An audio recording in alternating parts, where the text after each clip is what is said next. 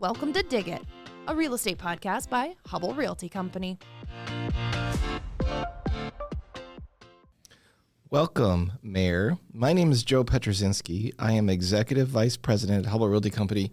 My role at Hubbell covers construction, development, equity formation, property management, which is the multifamily side, and the commercial side of the company. Mayor, if you'd introduce yourself. Absolutely. Hi, I'm Mayor Courtney Clarke, Mayor of Waukee. I am in the first year of my second term, so 5 years in-ish. Mayor, you joined Waukee probably in one of the most difficult times in our recent history. I believe you joined council, was it 2017? I was elected in 2017. 2017. Yep. But shortly after that, you took on a leadership role of mayor, and that happened during the pandemic. Yes. So January of 2020 was my first. What was that like? What was going on at that time when you went through that kind of dark place in history? Yeah. So I think obviously it's a little bit trial by fire. And anytime you come in and there's immediately tumult or, upset to structure, obviously it's a little bit more challenging, but it's also more challenging because I think in my role, people expected me to know more, right? To have some sort of additional insight in terms of health restrictions and how things were changing nationally and when might restrictions be lifted. And I got tons of questions about those things. And while, yes, I, was able to take advantage of some additional health briefings through the county and through the state, I didn't know that much more than what was being reported on news, really. And so it's unfortunate because you always want to be able to share as much as you can and maintain calm and kind of, right, confidence but in the system, but absolutely nobody really knew what was going on for 6 months there. What was the word? The keyword unprecedented. That's what everyone kept saying. So in this unprecedented time, Right. What's interesting is the city of Waukee, probably one of the fastest growing communities in the Midwest. I think the city added somewhere around 7,000 people, according to the 2020 census in very few years. I think you're on pace to almost double that. Is that correct here? Yeah.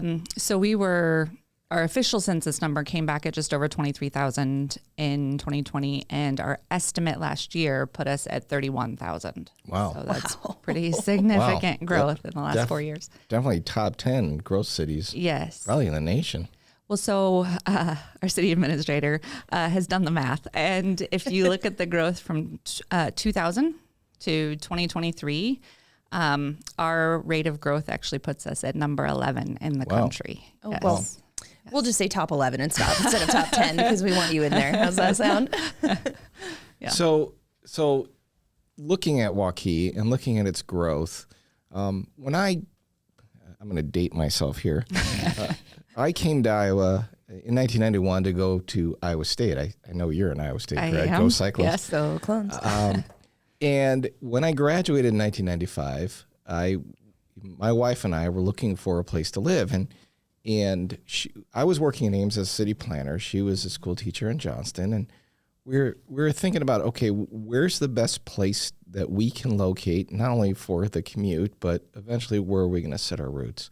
And unfortunately, Mayor, it is in Ankeny. I was going to say, where is this going, Joe? Because I know you live in Ankeny. Yeah, but when we did that, there were certain choices that we were thinking about. I know you are an extremely busy person, not only mayor, you have a financial career, I understand, and then you also are this major leader in your city. When you looked at Waukee and you came there, what were you looking for in your quality of life? What were you looking for to enhance it? Yeah, so I wanted to be a little bit closer to work. My day job, I work in West Des Moines, and so I wanted to be a little bit closer to work. But also, my husband and I were looking for good schools, which is true throughout the metro, very much true throughout the metro. I think we have amazing schools here. But there were a couple of those things that really struck us as, if we're going to move towards the west, what do we want out of that? And then at the time, Waukee was growing, but was also starting to put more focus on quality of life amenities and things that would be important to, family as we kind of raised our kids. And so those were some of the key components that brought me to Waukee. And I think those are some of the same components that bring a lot of people to Waukee. It's what brought us to Waukee. We were Waukee residents for 5 years. We were. That's where we bought our first home. Again, pre-pandemic, thankfully. But I loved all the amenities there because we were 2 blocks off of the bike trail. Not far from all of the, if we needed to run to Hy-Vee, it took 30 seconds, all of these things. But it allowed us to kind of start that homeowner journey, which was really cool. It was an easy choice for us because of all of the amenities. And that would have been, 2016, probably. Yeah. I started my journey in Waukee with Glen Village in 2004. Yeah. And at that time, the leadership visionaries of the community were looking at ways to address stormwater and issues with the environment and looking at methods to increase connectivity and increase well-being of people living in your community. So in Glen Village, there's miles of trails, there's open space, green space. It's like living on a golf course without the golf, but instead it's a prairie development behind you. It invites all kinds of wildlife. It is fantastic at cleaning the water. I know in your work, and you mentioned things that drew you to Waukee, what are some of the things you're working on that address those issues? Yeah, so quite a few things actually. So similar to Glen Village, that is absolutely a community within our city that does focus on a lot of those components. A few years ago, we put together a neighborhood master plan in Waukee that highlighted the elements that we wanted to be included in all neighborhoods within Waukee. And it included a lot of those same components, right? Connectivity to trails, accessibility to amenities, good stormwater, green space. We wanted different price points within the same community so that people could stay in their neighborhood but move homes if they needed to, or if they were trading up to their second house or something along those lines. So a lot of those same components are very much what we would like to see in a lot of our neighborhoods. But we're also working on a whole host of things. There are a lot of obviously key infrastructure components that are incredibly important, just given how fast we're growing, right? How many roads we need to build and sewers we need to put in the next 5 years, et cetera. But beyond that, we're also continuing to focus on stormwater management. We are at the top of 2 watersheds, and so everything we send downstream goes to our neighbors, unfortunately. Right. And so we want to be very responsible and respectful neighbors in that. Additionally, adding trails, we've added parks at an incredible rate in the last several years. We're working on affordable housing with Habitat for Humanity. And so there are a number of components in terms of making our community more sustainable. We do have an environmental sustainability plan that we're working on right now for city components, right? Making sure that we're being as responsible of our own resources as we can. But then there are the other components. So right now we're working on, obviously our new public safety building is under construction. Now we have to start planning of how we're going to rehab the existing public safety building. We're starting to plan for a civic campus. So there are a lot of things coming in the next several years that we're working on planning for. You've done a lot of things in Waukee that has definitely piqued our interest as developers and made Waukee a quality place to do business. The efficiencies that your staff provides in their review, the thoughtfulness at your Planning and Zoning Commission and City Council, a sense of this is a partnership. It's not a fight. It's a partnership to achieve the strategic objectives set out by the community and enhancing what you just talked about. How do we get Waukee to a place that is meaningful to live in? It is what we believe that's what people are looking. They're not looking for a house first. They're looking for a place. They're thinking about, where am I going to raise my family? When I wake up in the morning, is there a place that I can go for a walk and feel safe? Sure. feel connected to my neighbors. And kudos to you, because I've seen Waukee in this rapid growth still protect that sense of community. It's a huge focus of ours, actually. We talk about it a lot at council in terms of how do we kind of keep that hometown feeling. We're not small. We'll never be small again, but we can do a lot to foster community connection. And whether that's through events and festivals or whether that's how we design our parks and trails, we want to make sure that there are opportunities for everybody to come together. And we've seen that. We kind of tell this story a little bit that we didn't know exactly how Triumph Park was going to impact that when we were working on it. But obviously accessibility to all was a huge component of how we designed that. And it has paid off tremendously. We regularly, see kids in baseball and softball uniforms out fishing on the pier in between their games. And we have veterans in wheelchairs teaching them how to bait their hooks and, just sitting right next to them. And you can't design that, but you can design for that and for that kind of connection. I sat on the Betterment Foundation with Summer Evans, who was communications for Waukee at the time, but that was so much fun to be a part of, that planning, the fundraising for that. It was so easy to get behind. Yes. And it was really cool to see some of the bigger community members come together and support it. And then now to see it today across from two of our communities, it's a little surreal to see it all come together. I have an interesting story about that park. I have a good friend of mine. Always have an interesting story. No, it's interesting. I have a friend who has a young daughter who loves to fish. She's 11 years old, and mom and dad, because Waukee is so safe, let her go out and go by herself. There was an elderly couple sitting next to the lake that asked her to join them and fish with them. She called her mom and dad, and she's like, "Is it okay if I fish with these people? They're as old as grandma and grandpa." Should I be worried about stranger danger? No, she was worried. Good for her, but good double check. But what's interesting is that sense of community just became stronger with that little girl connecting with the older generation at an amenity that your leadership provided, and an amenity that has driven Hubbell to invest around it at Waukee Crossing and Converge Northwest, Rialto. Those projects happened because of that investment, that leadership by you and your council.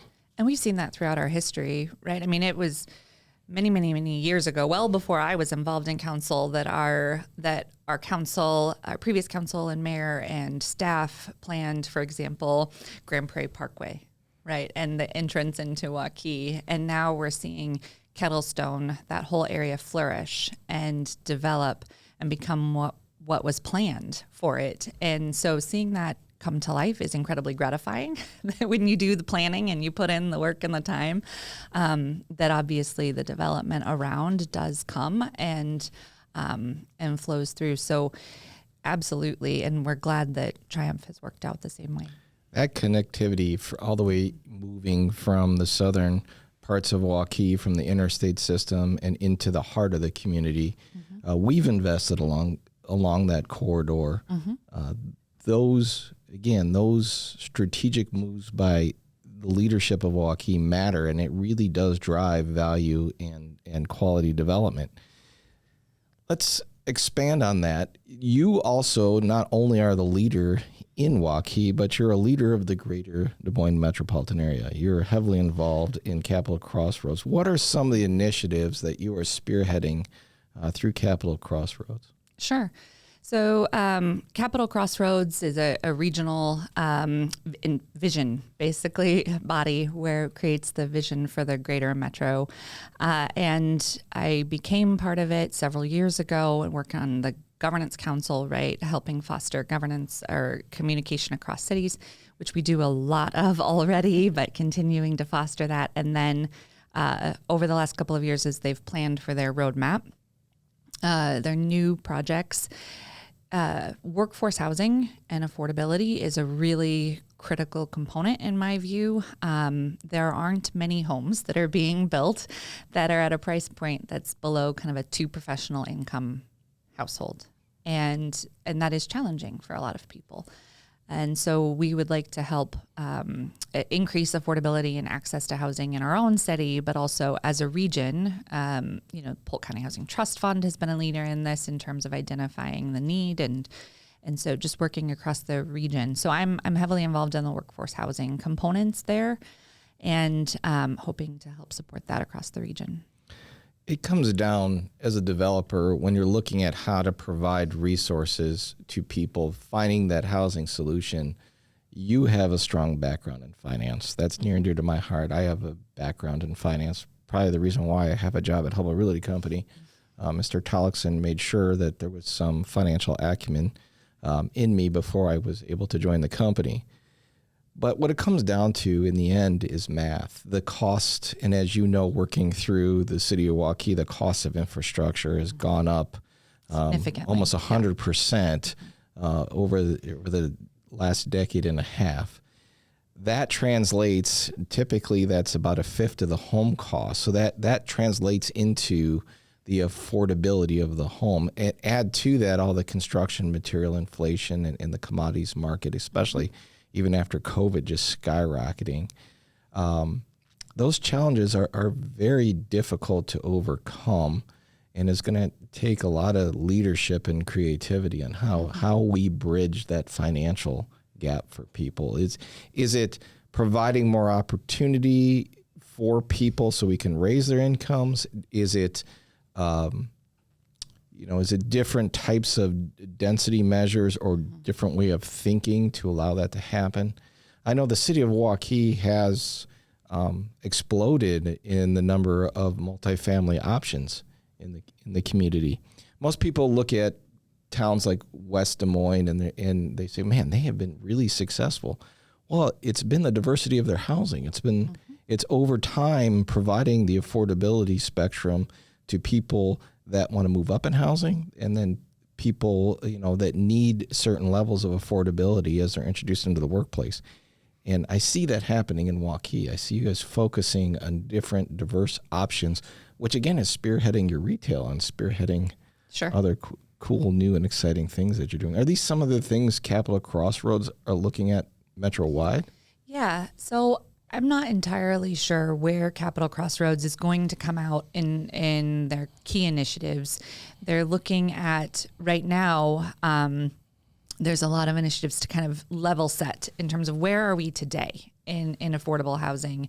How much do we have? How much do we need? Where is it? Is it close to job centers? Those kinds of things. And then putting together plans. It's not a single solution issue, unfortunately, and almost nothing is right anymore. Everything's so interconnected. It's not a single solution issue. And so I think there are a number of components in there. Absolutely, job opportunities matter, right, for people. Additionally, supporting different types of density.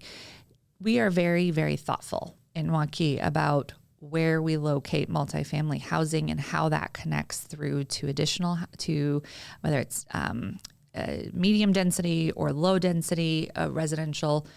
We're very thoughtful about how we put that all together, and it's part of our comprehensive plan. And I think sometimes people look at the number of apartment buildings, for example, along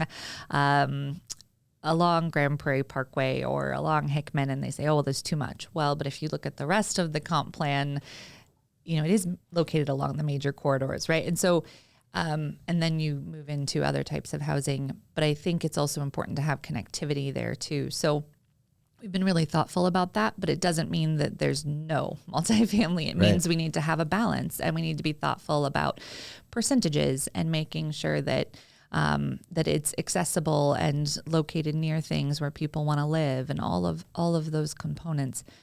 But there are other things too. I know that Hubbell's interested in talking about building codes. I'm interested in talking about additional ways to structure support through cities.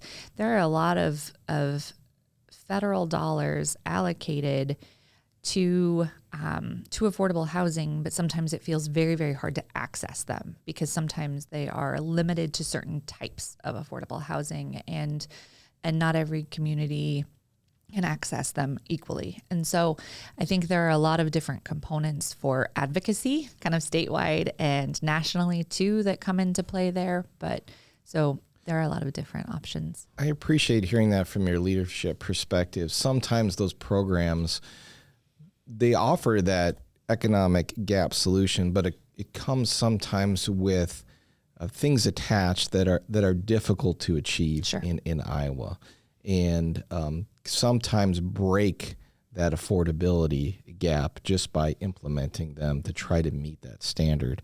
So yeah, there definitely does need to be advocacy and a focus on the kind of risk reward and meeting the financial objective. Everybody comes to an issue with good intent, right? Mm-hmm. But can we sit down and really map out the pros and cons of what we're doing to achieve the result? So I do appreciate that perspective. We need more of that in leadership to try to get that affordability gap closed. Yeah. I think when you look at it, right, the low-income housing tax credit program through Iowa, it's always over-applied for. I mean, there are so many more applicants than can be funded, because that is one of the options that makes it most affordable for developers, but is also most accessible for cities to access.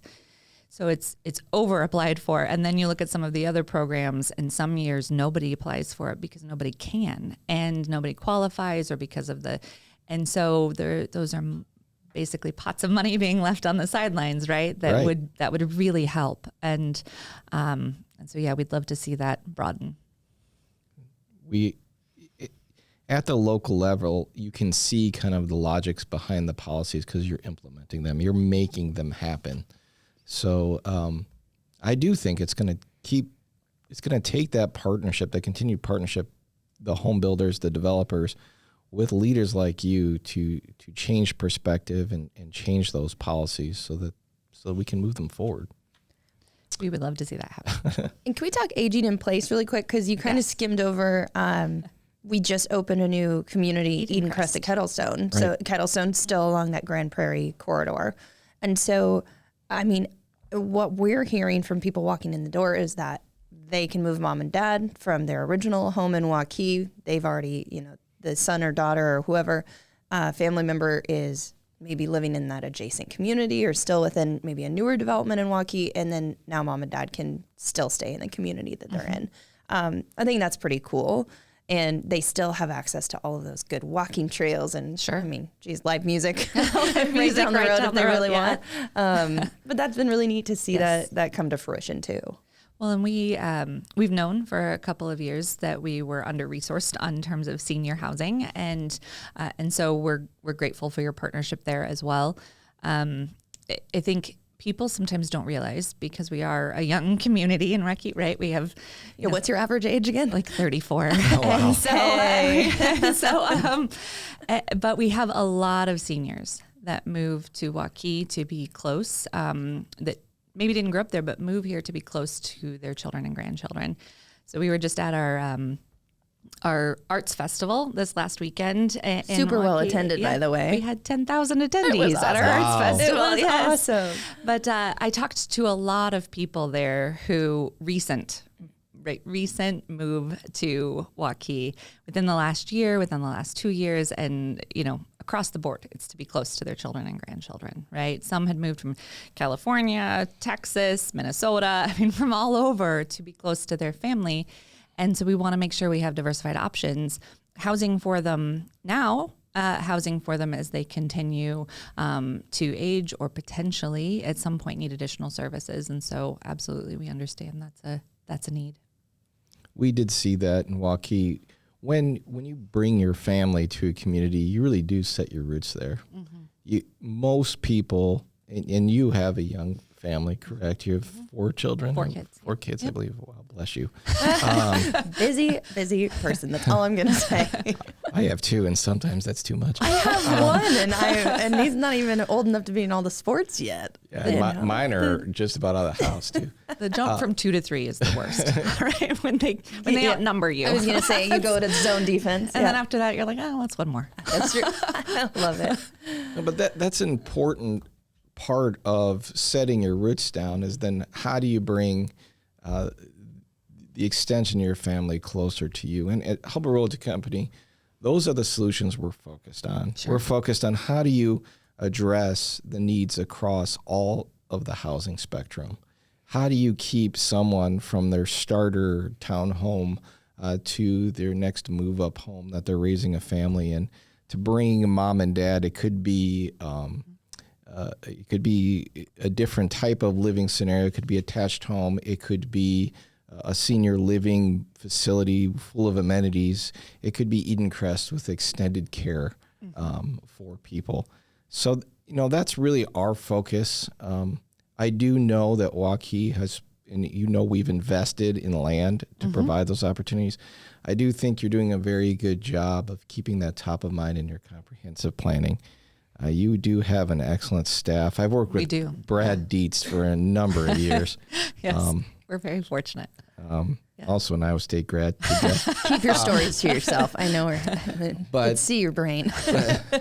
but do appreciate, your leadership and focus on that full housing spectrum and not alienating those different variety of types. The other thing that I want to compliment Waukee on is you also blend the different densities into neighborhoods. And I think that's absolutely essential. You do not want to, in my opinion, you don't want to segregate people. No. People, are the same in all different aspects in life. And people often get stereotyped, those renters have, issues. But that's not necessarily the case. Most of our renters are, nurses and teachers and people just like the rest of us. There's no difference just because they choose a different living option than another person. They often associate sometimes stereotypes that just aren't reality. And when you mix people together and diversify the neighborhoods with all different income levels and preferences in housing, I think you get a stronger community. And I think that's what Waukee's doing. We try very hard to do that. That is a primary goal. We don't want to create any divisions within our community, right? And we definitely don't ever want it to be seen as a haves versus have-nots or anything along those lines. And so absolutely, we want to make sure that people have those opportunities to connect throughout the neighborhoods. I would also just say that you've been very complimentary of my staff. I'm going to take a minute and just say, absolutely, our staff is amazing and phenomenal and continues to keep up. Last year, we set record numbers in terms of our permits, and we're on track to do it again this year. And we do it with the same staff, right? Every year, we seem to just hit bigger numbers, but not lose the quality in terms of our connection with our partners, but also our review process. And honestly, they do an amazing job. It is so much easier to do what we do when you do have that partnership perspective. And again, I mentioned earlier, it's not us versus them. It's us walking through the issue together and figuring out how we can come together to solve it so that we can have what we both have in mind is to make the community better. Look, even though I live in Waukee, my daughter, live in Ankeny. Oh, see, we'll he's take thinking you. about it. I'm Yeah, thinking about it. Even though I live in Ankeny, my daughter took senior pictures out in Waukee in cool places. This is where we raise our children. This is our home. This is where we care about. So when I walk into council meetings, they say, well, Joe, you're just here to make money. That's true. We are. But we're also here to make Des Moines, make the metro, make Waukee a better place, not only just for us, but for our kids and future generations, for bringing mom and dad back. And that's what matters to us. I know that's what matters to you. Sure. And it's so important that we work with staff that understands that. Yeah, absolutely. We very much view it as a partnership and, talk regularly about how can we be as communicative as possible about what we'd like to see in Waukee so that we get feedback from our partners, so that we have input, so that we have kind of strategic initiatives around those that work with our community as opposed to against. Well, so your term goes till 2027. So I'm just curious as to, is it 27? Yes. Okay, I had a moment there where I said the wrong year. So what are some of the things that you're looking forward to in the next, I guess 25 is not far away, in the next, 2 years as you work on everything? Yes.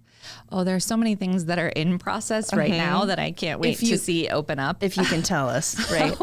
Well, I mean, just, obviously I already mentioned our public safety facility, Kettlestone's filling in.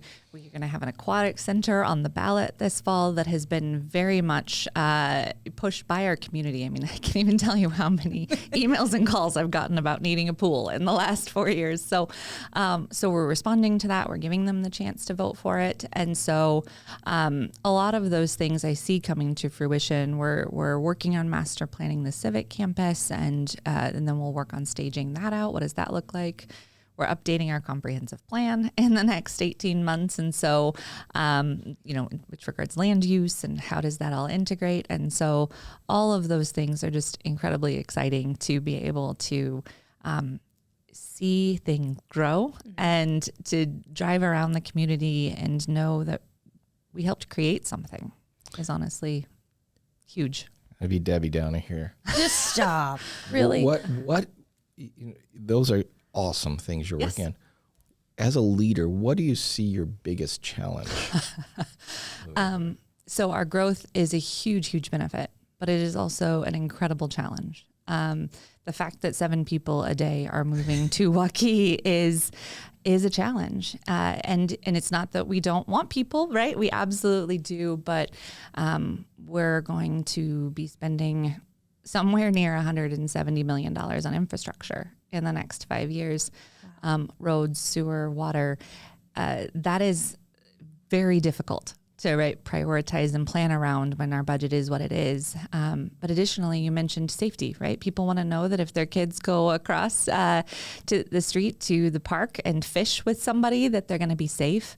We want that too, and continuing to plan for how do our public safety teams need to evolve. So we're actually, one of our strategic priorities for the next year is strategic staffing plans. So we do already 5-year staffing plans, but in terms of, looking out as we potentially double in size in the next 15 years, what does that mean in terms of how our fire department, our police department need to evolve and adapt and structure? And so we're planning for that. So it's just never ending. I was going to say, do you ever feel like do you ever get to the point where like, I'm caught up with things for the day? I don't think anybody on our staff ever feels like that.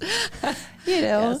Oh, yeah. You're a mom of 4. You have a full career in finance. You are the leader of Waukee and on multiple boards across the metro. I think you need the title of superhero. Yeah. Super mayor. Super mayor. We'll workshop that one a little bit, right?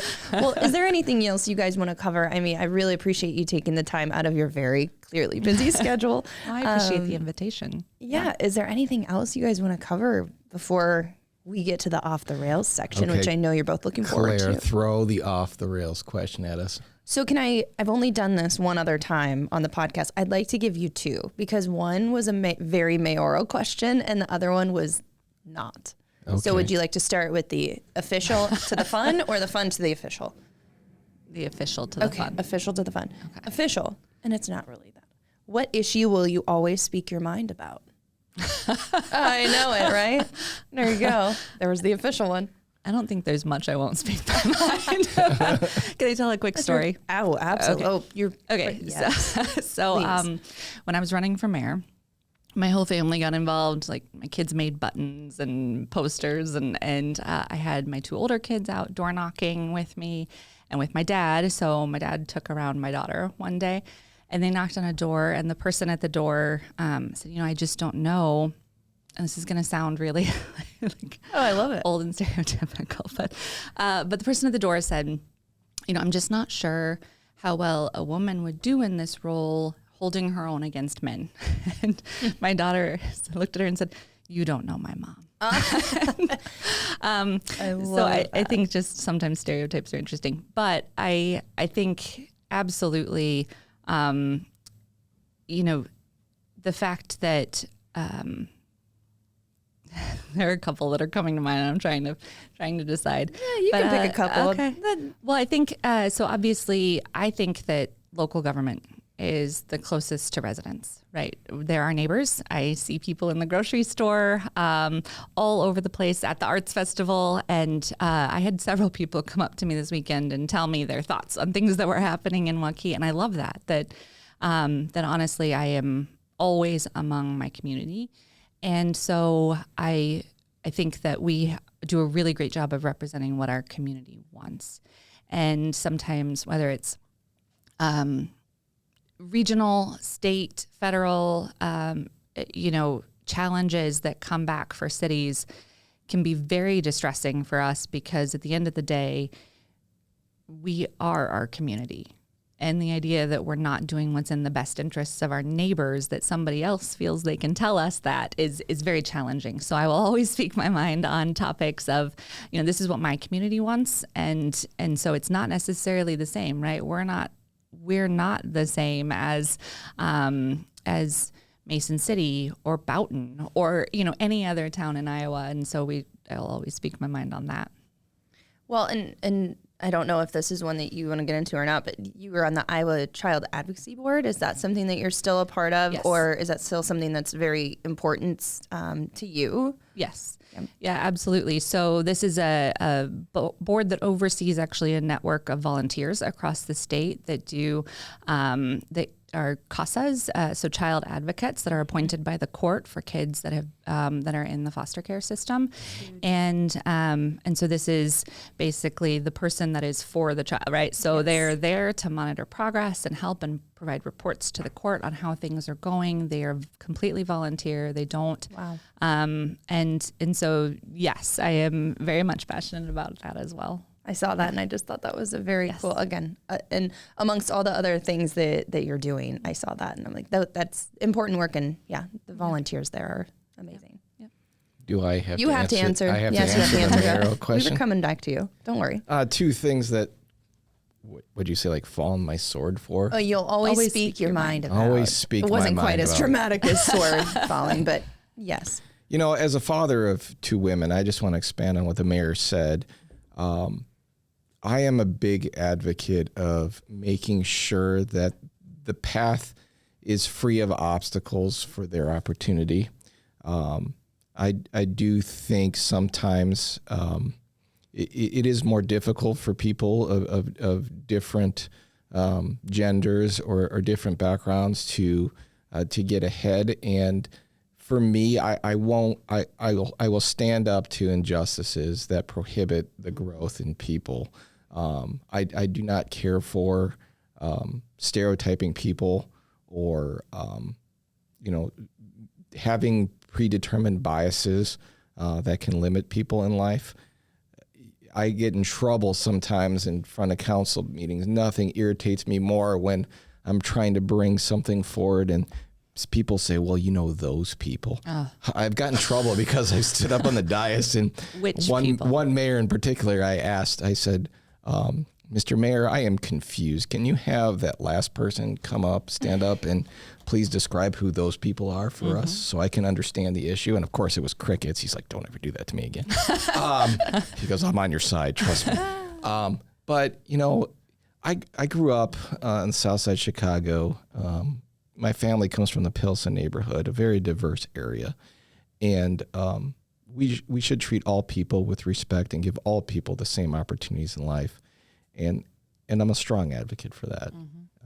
It's very important to me. I mean, you could see this Polish man, white guy sitting here, but for me, growing up in that diversity and knowing that we're all the same is something I will continue to fight for in my career and provide opportunity for everyone, not just a select few.